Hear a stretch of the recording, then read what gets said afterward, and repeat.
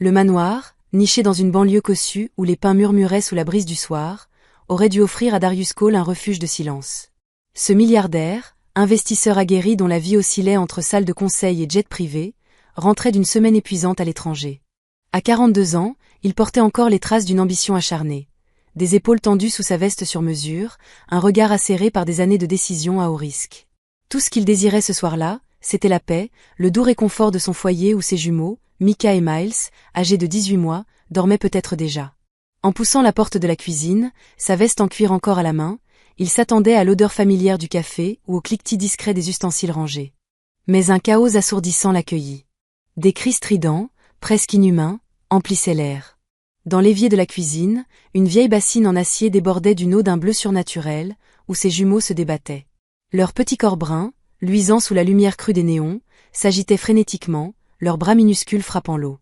Naomi, la gouvernante, se tenait au-dessus d'eux, son tablier taché collé à sa silhouette frêle. Ses cheveux gris, tirés en un chignon sévère, laissaient échapper quelques mèches humides. Ses mains, calleuses mais délicates, maintenaient fermement les bébés tandis qu'elle versait un liquide d'une bouteille en plastique sans étiquette. Les hurlements des jumeaux redoublèrent, comme s'ils luttaient pour leur vie. Darius se figea sur le seuil, le cœur battant à tout rompre.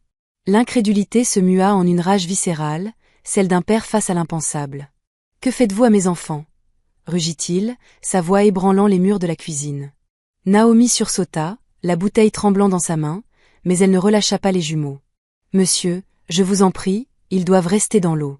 C'est un traitement médical. » Un traitement ? Sa voix, rauque de colère, trancha l'air. Il s'avança, sa veste froissée tombant sur le carrelage. « On dirait du poison.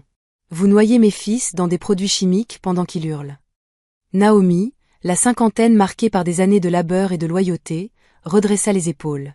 Ses yeux sombres, brillant d'une détermination farouche, ne quittèrent pas ceux de Darius. Une main stabilisait Micah, qui donnait des coups de pied frénétiques, tandis que l'autre maintenait Miles, dont les pleurs se brisaient en sanglots désespérés. C'est un antiseptique, prescrit par le docteur Patel pour leur éruption cutanée. Si je les sors maintenant, l'infection s'aggravera, et leur douleur sera insupportable.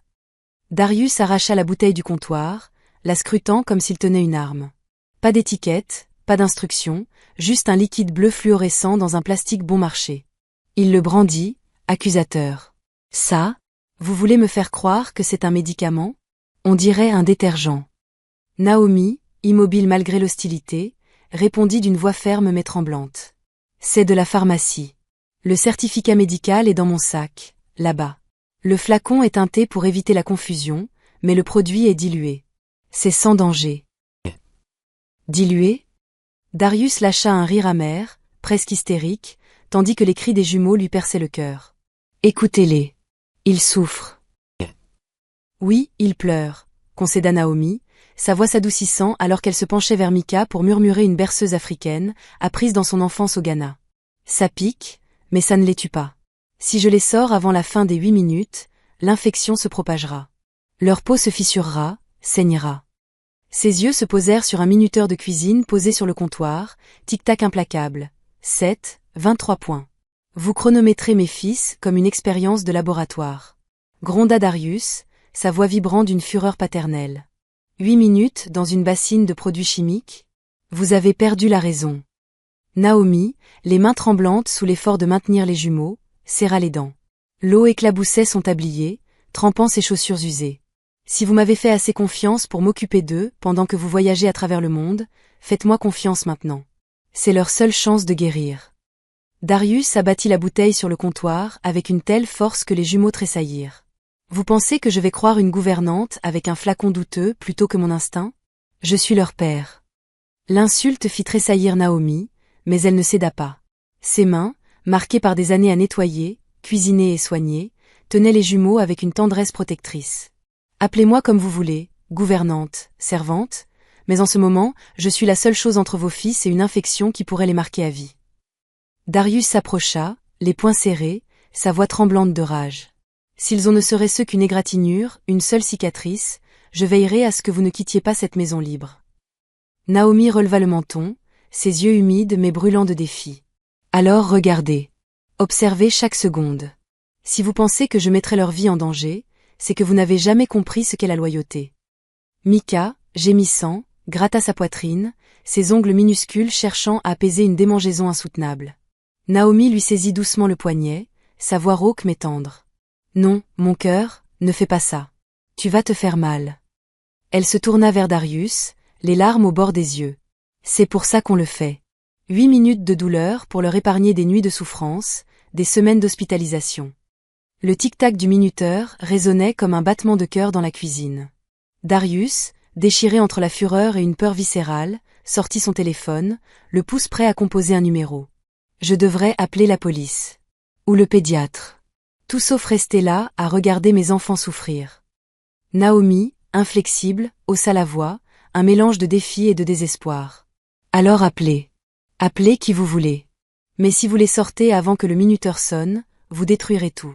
C'est vous qui aggraverez leur douleur.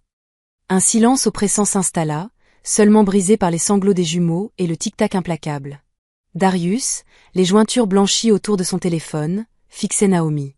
Elle, inébranlable, maintenait les jumeaux dans l'eau, son regard défiant le sien. Le minuteur indiquait 5h42. Soudain, Darius tapa un numéro.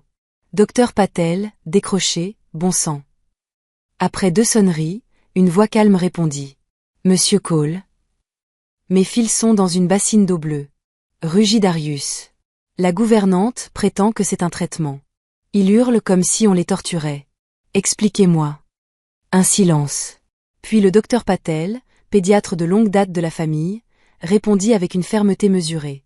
Écoutez-moi, Darius. C'est un bain antiseptique à base de chlorhexidine teintée. Une dose pour 100 doses d'eau. 8 minutes précisément, sans interruption. Ça pique, mais c'est sans danger. Ne les sortez pas trop tôt, ou l'infection s'aggravera.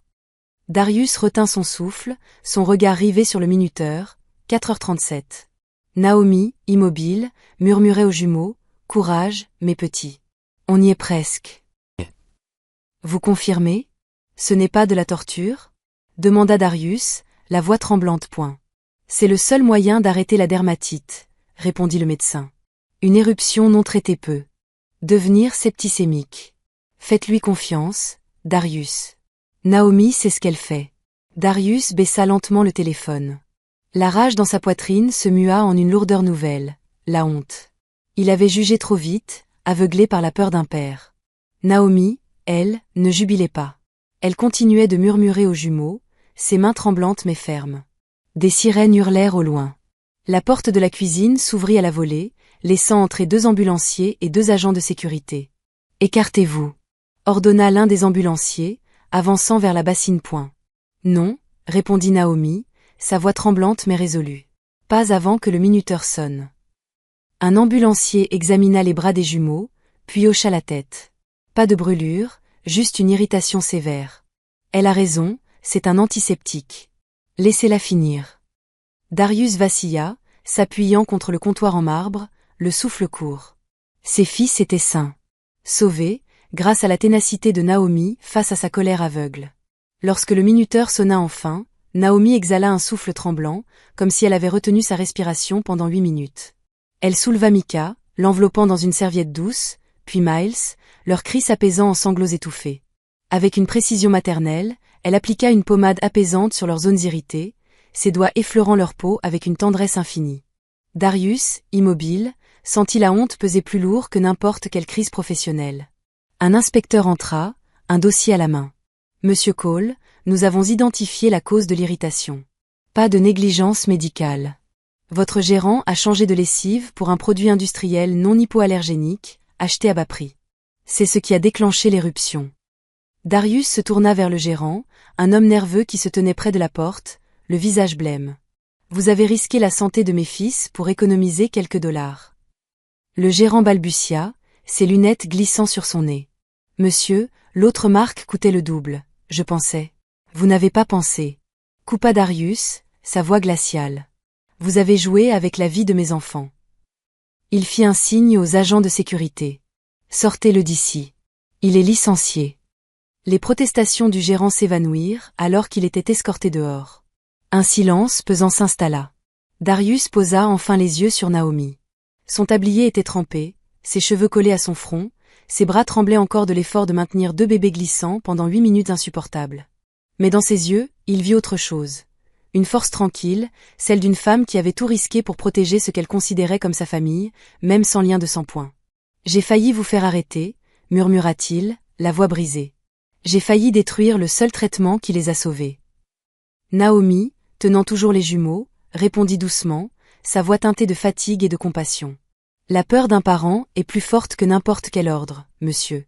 Mais pour eux, je devais être plus forte encore. » Pour la première fois depuis son arrivée, son regard s'adoucit. « Vous avez tenu bon, malgré moi, » dit Darius, les mots lourds de gratitude. Plus tard, après que les ambulanciers eurent confirmé que les jumeaux étaient hors de danger, Darius les prit dans ses bras. Leurs petits corps, enveloppés dans des serviettes chaudes, se blottirent contre lui, leurs soupirs apaisés contrastant avec les cris qui avaient ébranlé la maison. Mais quelque chose avait changé. La confiance, si fragile dans ce foyer, avait été mise à l'épreuve et restaurée. Le lendemain, Darius réunit le personnel dans le grand salon, où des photos des jumeaux ornaient les murs, témoignage d'une famille en reconstruction après la perte de leur mère 1 an plus tôt. Il annonça des règles strictes. Aucun produit, qu'il s'agisse de lessive ou de médicaments, ne serait remplacé sans l'approbation écrite d'un pédiatre. Chaque flacon médical devait porter une étiquette claire avec posologie et date. Une baignoire pour bébé fut installée dans une salle dédiée, pour que plus jamais un traitement d'urgence n'ait lieu dans un évier de cuisine. En privé, il s'adressa à Naomi, debout dans la lumière douce du bureau. « Vous avez été bien plus qu'une gouvernante. Vous êtes leur protectrice, leur ancre. Désormais, vous avez toute autorité sur leurs soins médicaux, avec une augmentation qui reflète votre responsabilité. » Naomi, surprise, cligna des yeux, ses mains jointes devant elle. « Monsieur, je n'ai fait que ce que mon cœur me dictait. Ces enfants, ils sont un peu les miens aussi. » Darius baissa les yeux, la gorge nouée. « J'ai laissé ma peur et mon orgueil presque détruire mes fils. Vous avez porté un fardeau que j'aurais dû assumer. » Cette nuit-là, alors que les jumeaux dormaient paisiblement dans leur berceau, la maison retrouva son silence. Naomi essuya l'évier, plia les serviettes avec soin, ses gestes empreints d'une dignité tranquille. Darius, tenant ses fils une dernière fois avant de les coucher, murmura, plus pour lui-même que pour elle, ce qui a commencé dans la fureur s'est achevé dans la gratitude. Les jumeaux soupirèrent dans leur sommeil, en sécurité dans un foyer où la confiance, durement gagnée, brillait désormais comme une lumière dans l'obscurité. Si cette histoire vous a choqué, n'hésitez pas à aimer, à commenter et à vous abonner pour d'autres drames percutants. Et n'oubliez pas, avant de juger ce que vous voyez, posez d'abord les questions. La vérité est peut-être ce qui sauve une vie.